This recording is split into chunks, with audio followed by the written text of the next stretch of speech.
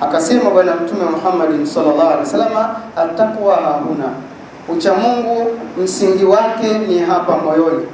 Kwa maana moyo ukitambua haki ya mtu, moyo ukatambua daraja la mtu, msingi huo ni wa kwanza wa ucha Mungu, na heshima itatokea hapo katika moyo pale utakapotambua kwamba huyu ni binadamu mwenzangu kama mimi, na ana hisia kama ambavyo na mimi ninazo hisia, na hapendi kujeruhiwa katika hisia zake, na hata kama zitakuwa ni hisia zilizokuwa katika batili, inatafutwa njia bora ya namna ya kumtoa, lakini sio kwa mashambulizi.